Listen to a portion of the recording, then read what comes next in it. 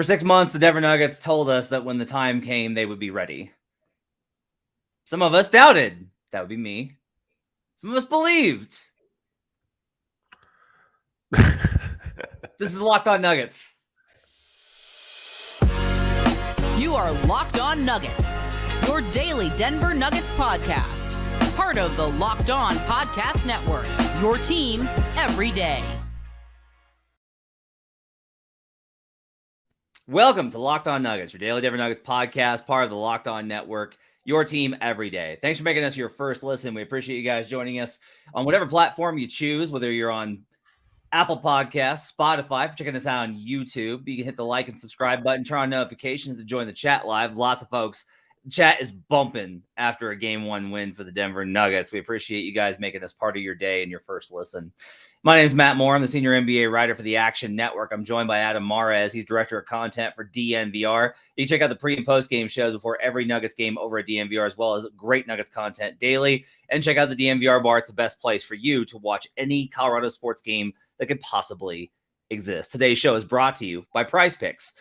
First-time users can receive a 100% instant deposit match up to $100 with promo code LOCKEDON. That's PrizePicks.com, promo code Locked On. On today's show, we'll be talking about the Denver Nuggets' dominant Game 1 win versus the Minnesota Timberwolves in Game 1 of their Western Conference first-round playoff series on Sunday night. Adam, I will begin this segment by saying that Adam Silver is a war criminal, as I got home from the arena at 2 a.m. and then had to get my kids up at 7. But I'm going to bring it. I'm going to raise my energy, and we're going to bring it because the Nuggets honestly deserve it after that performance. They do deserve it, man. I mean, it is funny, all of the hand-wringing about will they, won't they be ready, and unwarranted, understandable given how they finished the last season, but to come out with that performance and execution is hilarious because that wasn't a good defensive game. That was a great one. That wasn't a good execution. That was a great execution. So Denver honestly was on top of their game. It had the warranted intensity and attention to detail and all of those things, and it was a reminder that at their best, they really are a pretty dominant team. Is this right? This is right. Yeah, this is right. The Minnesota Timberwolves shot 19 of 36 from two-point range for 42%. They had bad process. I mean, some of this was then helped. It was bad. 19 of 45. I'm sorry. That's the correct answer. 19 of 45 for 42%. The math didn't check out that first one. I asked Aaron Gordon after the game.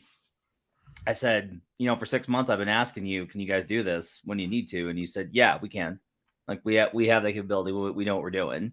Like this is AG, this was KCP, and this was Bruce Braun and Jeff Green. Whenever I went in the locker room and was like, hey, so just want to check in if you're concerned because you guys really don't seem to be able to defend at all. And they were like, we know what we can do. We're pretty confident. We've got to be able to lock in. We have to do it, but we know we can accomplish and start to finish. There's a lot to get into this game. Well, real quick, just to be fair, this was a bad team coming off of a pretty intense week. I think fatigue played a little bit of a factor in this game. Mm-hmm. So as much as it was great to see Denver locked in for this one, I don't know that means Denver's going to be the best defense in the NBA every single game, or even every single game in this series. Yeah, I mean, look, you don't want to overreact to Game 1. It's never a good thing. There are adjustments that will be made. There's shooting variants that will shift in the series. Different twists and turns and performances, outlier performances. Ask the Memphis Grizzlies about Rui Hachimura. You get a good game from a role player, and that's how it kind of goes. So there's a lot to be patient on right. In terms of the series and not get ahead of yourself. All you can really do though, if you're the Nuggets, is you just take it one game at a time. They need 16. They got 15. Now they need 15. They need 15 wins. That's it. And now they got to go out and they got to do it again versus a team that will probably be pretty embarrassed by their performance because they really did lose in every single facet of the game. I don't know what the Wolves did well last night. Yeah, nothing. I mean, they were pretty bad. I mean, honestly, that was. All right, thanks for joining us on Locked On Nuggets. We'll see. No, the Timberwolves were bad last night. It was not an impressive game. They had little moments. Anthony Edwards had a moment in the second quarter.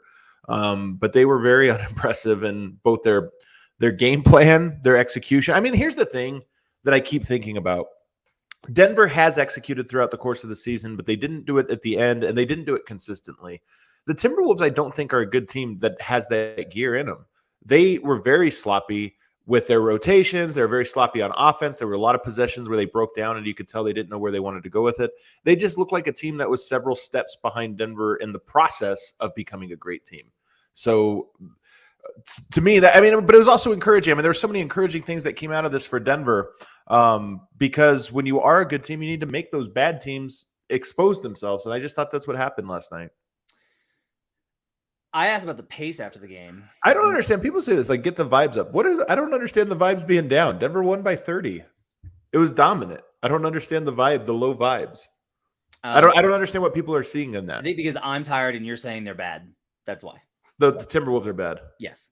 Yeah, the Nuggets are great, though, to be clear. The Nuggets are great. They were one of the things that we talked about in the series preview with Swipa and Ryan was that we were like, if the Nuggets are going to win the series, they're just going to have to be like, we're just better than you. Like, we're way better than you. The Nuggets in game one were just way better than the Wolves. Like, every single facet of the game, they were sharper. They were better. They had the best player. Like, everything, This was maybe the best team win of the season. And when I mean team win is, like, Jokic played great, especially early on, and he had some great footwork. Murray closed the game really strong. But this was Bruce played great. KCP played great. There was a great Murray to MPJ connection throughout this game, like at all points of it. This was just a good team win where I thought everybody contributed. The only guy who maybe contributed below expectation was Aaron Gordon, just because he got in foul trouble. And we can talk about that later in some of the things to look ahead in game two. But for the most part, this was one of those games where everybody played well and everybody played well together. And additionally, even on Aaron's side, 2 of 4 from 3. He hit 2 threes to punish the way they were playing off of him. The 4 is as important as the 2 to me, because that's like the right amount for giving that defense. You can fall in love with it a little too much. And I just thought that he picked his spots well and knocked down the ones that mattered. Before we go to the next segment, I wanted to ask you, I talked about pace because to me, I noticed you've got me primed on this. I'm watching how quickly they get into their sets. They absolutely destroyed the Wolves in transition baskets. They didn't turn the ball over. So the Wolves only got 4 shots on fast break opportunities last night. That's incredible. Yep. And they got downhill on them. But even when they weren't getting downhill, they were Jokic and Murray both were pushing to get the ball up. They came out in that from tip off and were like, we're on you.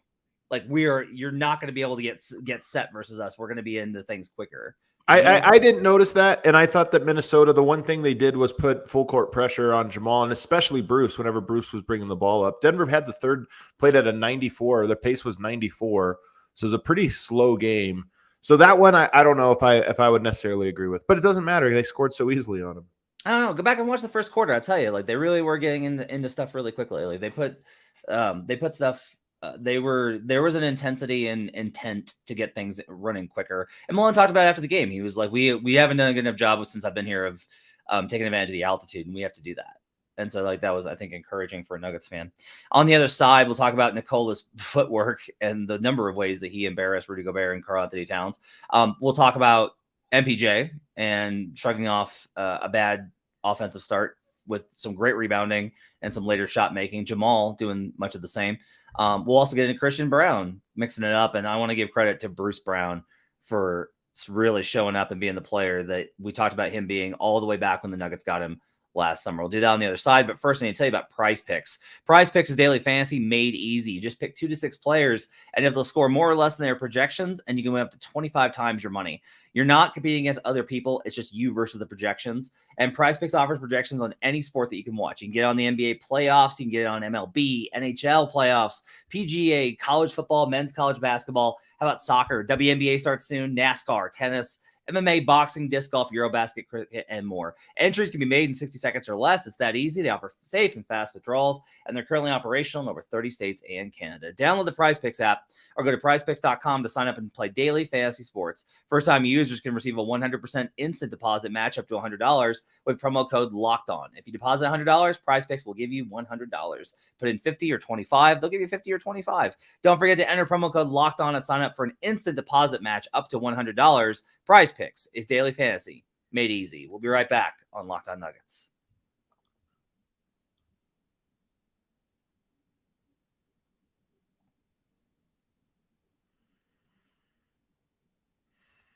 Back here on Locked On Nuggets. Thanks for joining us and making us part of your day. Appreciate you guys being with us on a Monday. It's a victory Monday for the Denver Nuggets as they get the win versus the Minnesota Timberwolves in Game 1. Want to ask you, there's a comment in here. Nuggets. Okay, let's get a little bit of concern here. So Travis says the Nuggets were kind of inefficient offensively. No, they weren't. Okay. They had, I think, a 122.7 offensive rating before garbage time.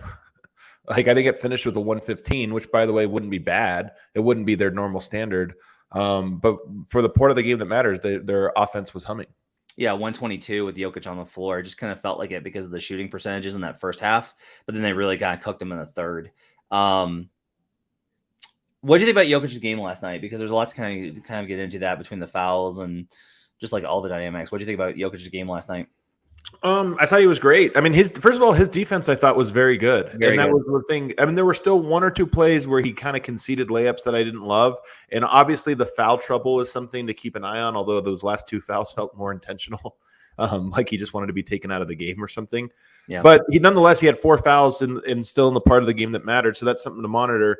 But defense was great. And then offensively, only Jokic can go at guys and make them look silly as effortlessly as he does, and yet not be more aggressive than that. And it was the right call. Like, he just let the game come to him. He didn't need to be more aggressive last night, but he was putting those guys in the spin cycle. He had moves. He felt confident. They weren't hard doubling, and yet he didn't force things. And it's just sort of the genius of Jokic. If this game were closer, I believe he would have been more aggressive. He was very aggressive early on, kind of setting the tone. So I thought it was a great Jokic game, even if the numbers don't stand out. And even if I don't think a lot of times when he has a great Jokic game, he's reason number 1, 2, and 3 that they won. I just thought this was a team win and he played great in it. Yeah, I would agree with that. I agree. The defense in particular, like he was really disruptive when for some reason Karl-Anthony Towns tried to get big to big passing going in the third quarter. That was weird. And then like Jokic just disrupted, I think 3 or 4 plays. And that was really good. There wasn't a lot of situations. They did a good job, I thought the perimeter defense on Ant was really good. Bruce, AG, everyone, I thought did a really good job of, there wasn't space for those guys to work with. Like, I wonder if in game 2, a lot of it's going to be trying to attack with Conley a little bit more. That they should. I mean, if we can talk about adjustments for Minnesota, but that's definitely one of them. Is they did it early on and then they went away from it. I don't know what happened. Minnesota was very strange in this game to me and some of the things they chose to do, because they also had success with Kyle Anderson in the short roll for a while there and went away from it. So I don't know if they were just testing out different things to see what worked and what didn't. I don't think any of it's going to work to the level that will beat Denver. But yeah, the defense, I thought I am curious to see about the defense in the upcoming games against Anthony Edwards, because he did find pockets where he played well before Denver kind of turned it up. Yeah, he's very good. Yeah, it was interesting. Those Kyle Anderson mid-range floaters on the short roll it wasn't drop coverage. It was like a soft hedge by Jokic on side pick and roll. So like, I think that's going to be a lot of what the Wolves try and do is they're going to try and get the big to the middle. Like, that's an easier way to get Karl-Anthony Towns, who was atrocious in this game. I actually like the decision by Finch to keep him in and have him hit some shots to like, okay, bad game, made some buckets, got past it. Don't have to think about it for 2 days about how you didn't hit a shot or, it was absolutely horrendous. Like, he made a couple there in that stretch. I thought it was interesting that, and Harris included in that they actually did this in the Thunder game too, that they're actually double staggering, that they're putting Gobert and Towns both in to start the second quarters. Thought that was like an interesting adjustment that particularly versus Denver, that should have worked better. And credit to the bench for holding up, honestly, versus those lineups. And Malone also didn't panic. Now, it did lead to Aaron Gordon getting the fouls. That's where he picked up his 2 fouls in a row that ended up putting him on the bench. So it's just another thing to monitor. But Malone stuck with Jeff Green and Aaron Gordon against the 2 big lineup, and it worked. They extended the lead during that stretch. We did not get to Malone on why he put Joker back in, which would there's just a lot of questions, and everybody's working on different stories. We just didn't get that question in. Malone panics. That's why Malone panics. Tom Thibodeau does too. These guys that are just so high strung that they don't know how to unwind, because the Nuggets. That wasn't a panic move. They were up 30. You can't be he panicked up 30. Well, I mean, you panic in terms of I better get my guys back in, not let them get a run. When it's they could probably get a 10-0 run, and then you bring your guys in, because it's a 10-0 run cuts it to 17. I don't know. I think it was one of 3 things. I don't think that the decision was right. I'll just be very clear. Wrong decision. I think it's hard to ding Malone on the overall, again, the big picture. Matt, I can criticize a specific decision from him without saying this was a great Malone game. That's I put this on Twitter. I thought he was in my tier of. That's 100% what I'm saying. That's actually what I'm saying. Like I said, I'm criticizing the specific thing of hey, I just think in those moments, Thibodeau has. I just think you're out of your mind being he panicked. Come on, he was up 30. It was either they want to get him rhythm, they wanted to give him the triple double, or they wanted to punish him because of Tim Connelly doing that presser yesterday. It was one of I've told people I thought that this series might get a little bit personal. I mean, it would be crazy for me to think he would risk something like that, though. To me, that was the only thing I was thinking is you had the Kyle Anderson, thing, and it's just I don't know. These teams don't really like each other. They know each other a little too well. Nothing but bad stuff can happen. And honestly, I thought Jokic understood that. He gave a hard foul on Anthony Edwards. Got it. I think he got a flagrant for it. Yep. And then fouled immediately after that to foul out. And I almost felt like that was Jokic's way of being I don't do this. Yeah, don't do this. Which he should not have to do. Malone shouldn't have put him back in. Period. End dot. You're absolutely right. It was a mistake to put him back in. Everyone was what are you doing? We just saw Giannis get hurt. What are you doing? Only bad things can come out of this. He hit. You think it's more likely to say that it was Malone being vindictive than it is to say that it was Malone maybe not realizing that the lead was so far out of control that he could have probably just rested his guys? Yes.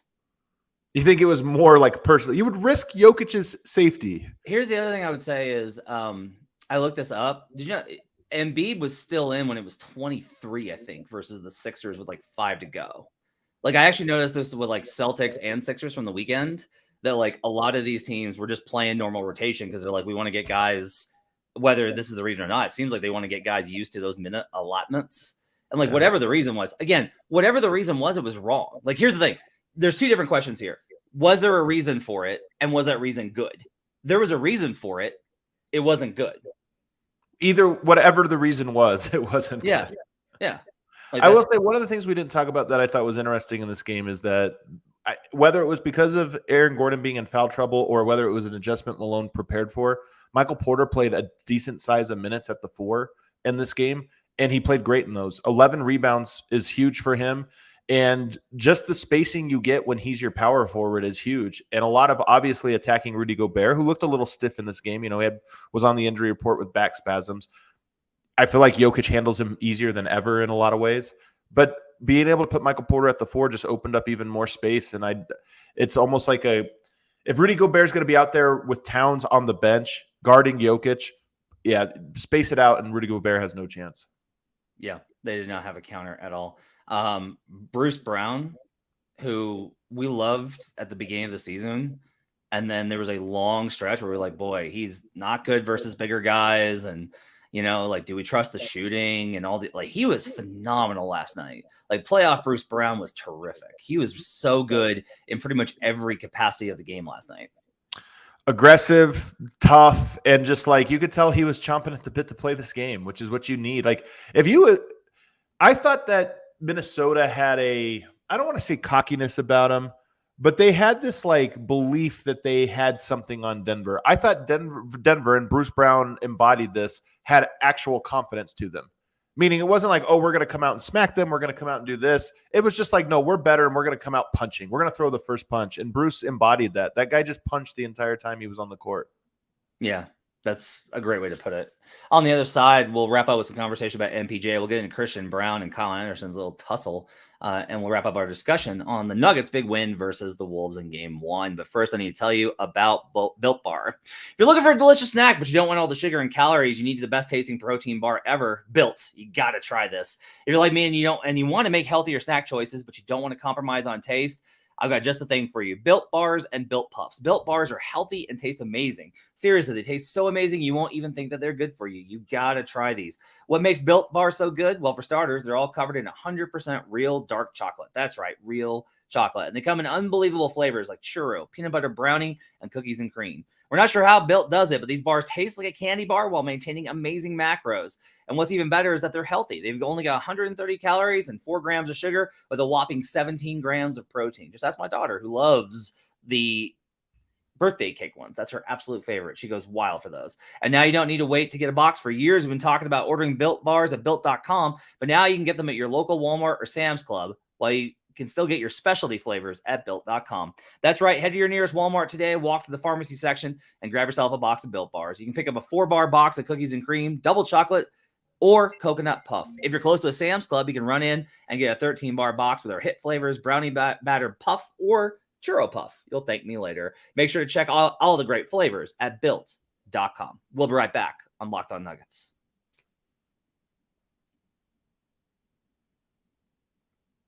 Back here on Locked On Nuggets. Thanks for joining us and making us part of your day. Appreciate you guys being with us on a Monday. Question here from Casey, who says, Matt, I know you had this approach to the series as prove it to me and I'll believe it. Was last night enough proof or will it take a couple more? So like the risk here is like, I will tell you, like, I'm in overreaction mode. Like I walked out of that and was like, okay. Oh, just for the Nuggets, you mean? Yeah. Like I walked out last night and was like, holy crap, they could win the West. I was like, Suns lose Game 1, right? Like, Warriors lose to the Kings. And I'm just like, man, maybe Denver just is the best team in the Western Conference. Like everything else indicates. And this is just like the Nuggets are going to get there. But like, yeah, like, look, you overreact to Game 1 and then you come back Game 2 and the things that you thought were certain don't look as certain anymore. And there are things that the Wolves can do better. And there are things that they can make the Nuggets do worse. Now, the Nuggets have adjustments to those. Like Bruce Brown and Aaron Gordon both said that last night. They're like, they're going to make adjustments and we're going to make adjustments to those adjustments. And this is the playoffs. But like there was, to me, the level of defensive focus, how much they crowded drives while also recovering to shooters. Their low man rotations, Bruce Brown specifically talked about, were all on point. That was as good as you could ask for from this team versus that opponent. That's a very big team that has some savvy players and they're a little short-handed, but in general, that's a phenomenal performance. Like AG's stat line isn't great, but AG did all the stuff that helped them win, and everybody contributed the stuff that they needed to contribute in that game for them to win by 30. I mean, if you look at what can be better, I mean, I think Jokic can be better. He wasn't in this game because it wasn't needed. Like Jokic he was great early on and he was aggressive early on. Once the game started to get the big lead, he kind of just managed it and got everybody involved. So Jokic can be better. Like if Minnesota comes up with ways to stop what worked for Denver this game, they'll go harder to Jokic. Jokic will be more aggressive. I think Jamal Murray can be better. In large part because he wasn't good in the first half. He was great in the second half. He was phenomenal, but it took a little ramping up.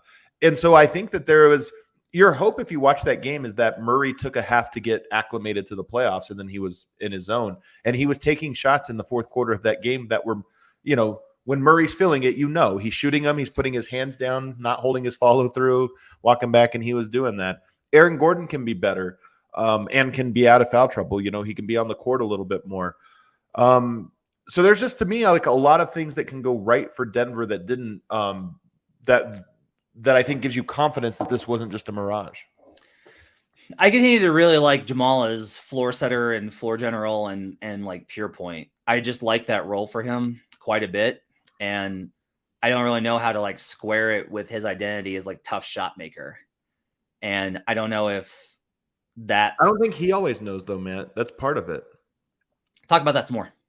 I don't know that he always perfectly picks his spots between the two. I mean, last night was an example, especially in the second half where he did. But I'm saying sometimes I feel like he point guards really well. Sometimes I feel like he's a really aggressive scorer, and at his best, he finds the balance. But I think that's still part of his game, part of his development. And, I think being a more complete player is better for the Nuggets. I think that it's good that there's ways that he can contribute, like with assists and stuff like that. MPJ had an interesting night. As always, when he misses shots, I don't know how to evaluate him, because the same shots that I could be like, oh, he missed that one. Like, he's got a bad shooting line. He's taken contested ones. He could absolutely have gone 6 of 7 on, right? Like I don't know how to evaluate his, in general. I'm just like, well, he just missed. They tried to target him several times on off-ball rotations, kind of like I talked about, that I thought the teams were going to do. They didn't do it enough, and they didn't hit any of those looks, so it didn't matter. So it's like there were. Do you think he got lost? Not lost, just late on the rotation. Like, it wasn't like he got like completely. It wasn't like they were on the left side and he was on the right.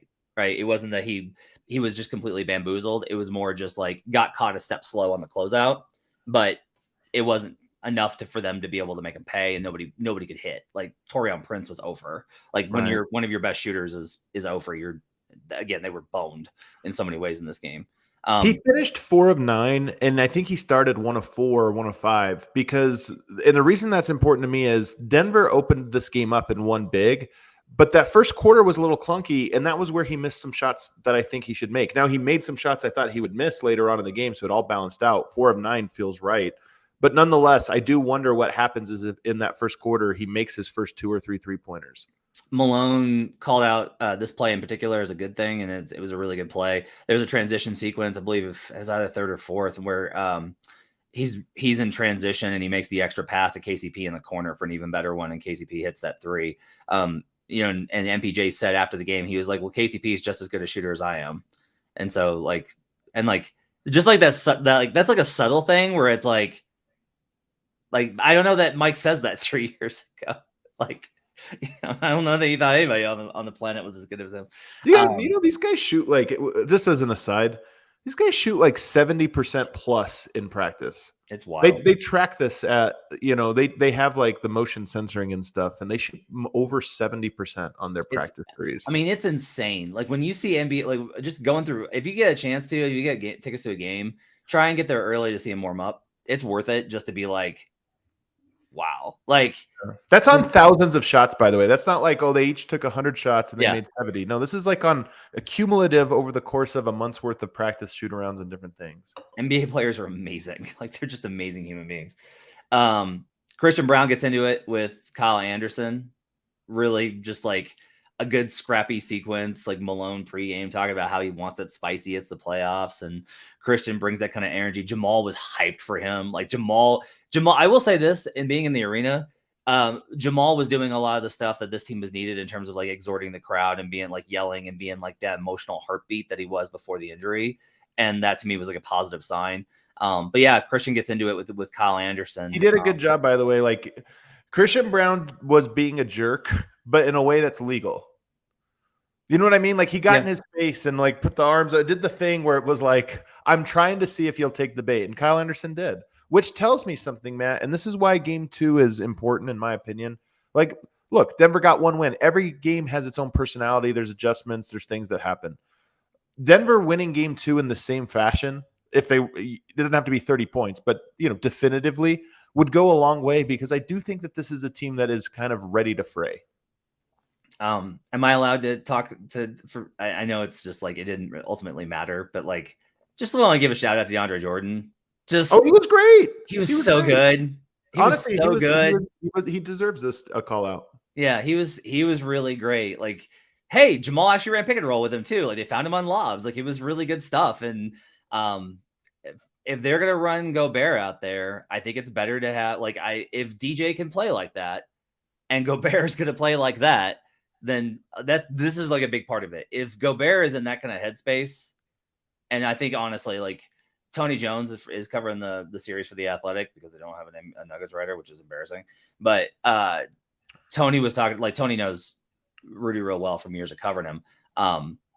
He was like, Rudy doesn't have lift because of his back, which is bothering him. Like he almost didn't play in the game where he punched his teammate. And I kind of noticed that too. There was a sequence where like there was one where he would have easily finished a lob and instead he blew it. Now I'm not like everybody's hurt. Everybody's hurt. It's the playoffs. Like that's just how it goes. No excuses. But I will just say like a limited Gobert is a player, like a limited, most centers in the NBA are not players that DeAndre Jordan can handle, but a limited Gobert is like, you might be able to get a few minutes with that if you're in foul trouble with Gordon. It is. I mean, it is funny of the specific matchup. I don't think that he was supposed to play in this game.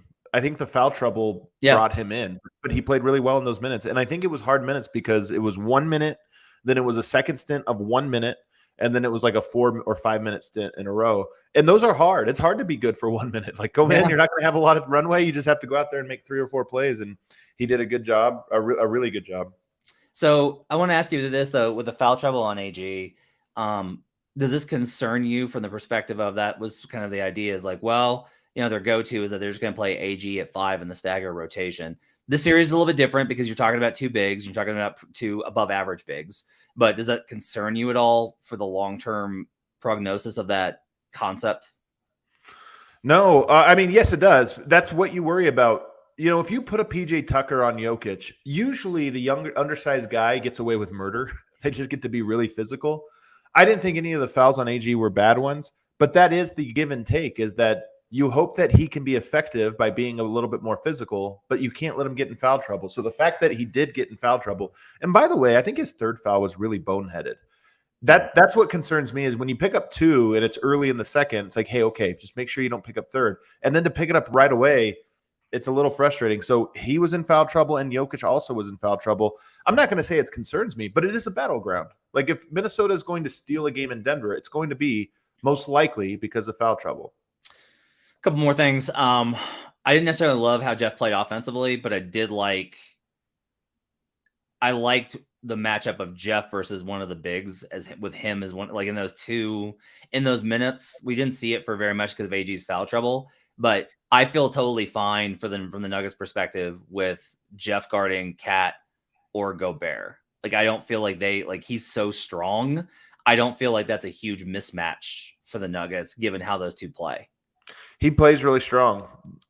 He's the one guy that I don't think had a bad game, didn't have a good game, just wasn't very remarkable to me. But nonetheless, that's good. You can afford to have players as long as they're not doing bad things. And then he missed his open threes, which, you know, it's going to happen. Him and AG just have to take the right amount of them. Some other battlegrounds for me, though, Matt, Karl-Anthony Towns did not shoot the ball well. He can score, and last night he had a really bad game. Some of this is his own doing. Like, when he had Aaron Gordon in foul trouble, there was a lot of, like, jumpers he took where I was like, AG's fouling right now. Just go at him. He's going to foul you. Like, it's a lock, and he let him off the hook a little bit more than even he should have. But I think he can play better. And then Anthony Edwards, again, had a sequence in there where he got going, and I'll have to really go back and zero in on the tape about why that didn't continue. I mean, there was halftime, but then he came out. He didn't continue to dominate the way I thought, oh, it looks like he's starting to figure out how to attack this Nuggets defense. You would know the terminology better than I do. There are more narrow drives off pick and roll, right? So it's like a tight screen, you know, right off of it and try and get to the middle. One thing that Conley started doing as that game went on is Conley started being like, let's try and get them, let's string this out. Let's play more to the sides and make them cover more ground, which if you ask the Nuggets to cover a small amount of ground, they're good. If you ask the Nuggets, especially Jokic, to cover a large amount of ground, that's where you can get stuff. And that's where they got the Kyle Anderson stuff. I kind of wonder if some of that is going to be like, it's funny because you mentioned like Towns took a lot of jumpers. I thought Towns also on the other end. I thought Towns got too anxious trying to do post-up moves and stuff when he had a smaller guy on him. And I'm like, that's not going to work. Like, you're not a good enough post-up player to hit those shots. Like, you need to be spacing out. Like, that's if you're. This is why Akeem called Jokic the one, because he perfectly picks when to go to the jumper, when to go to the post game or whatever. Last night, Jokic didn't take a shot outside of 5 feet. That's by design. Like, when we say, was Jokic more aggressive? Can he do this or that? He didn't have to go to anything other than the first option. I mean, Jokic did not go deep into his bag last night, even though he had all the nice footwork. He just went to the post game and then let everything else kind of play out. Cat, on the other hand, I thought was forcing all kinds of actions, not necessarily thinking, what is it I need to be trying to do? Yeah, and that's really the difference. Not the difference, but it's one of the differences between them. Great crowd, by the way, at Ball. I was like, I don't know how this is going to go for an 8:30 tip on a Sunday. And it was phenomenal. The crowd was insane. Like, it was like they were on top of Minnesota from the jump. It was a really good energy. It was really positive. The Nuggets rewarded it. Like, top to bottom, really great night for Denver and really for the Denver crowd too. Like, that was a really good environment for Denver, which, like, I've always, I've seen weird playoff crowds at Ball Arena. The fact that it feels very much like everyone buys into this team and like they're the 1 seed with the 2-time MVP, so they should, but it's also just like, that's good. Like, it is how it should be. And that's a positive, I think. Yeah. I'm excited for tomorrow's show to get your opinion on some of these other Western Conference matchups, because really fascinating stuff. It was a very interesting first round in the West. I feel like I have a really good handle on the West, and I don't know anything about the East other than like Sixers and Celtics are going to roll. I'm lost on the East, but West, I feel like I've got a pretty good handle on. Okay. Little tease for tomorrow's show. Yeah, we'll talk about that tomorrow. We'll continue. Who plays tonight? Do you know who's on the Kings, tonight? Warriors, Sixers? Oh man, that one they're making those guys play again. Yeah. So that's a quick turnaround for the best game of the year. You want to tease? Yeah. I will tell you, like, I am pretty confident right now the Golden State Warriors are not going to win the Western Conference because they're going to have to play too many minutes and too many games. And that's this is like the Lakers. This has been my Lakers theory for all these years, that I just don't know what they have. I mean, unless they sweep or something like that, but contentious series after series, I don't think AD and LeBron have it. You think that about the Warriors? Interesting. Yeah. We'll talk about that tomorrow. Thanks for joining us. Make sure to rate, review, and subscribe. We'll see you guys again tomorrow on Locked On Nuggets.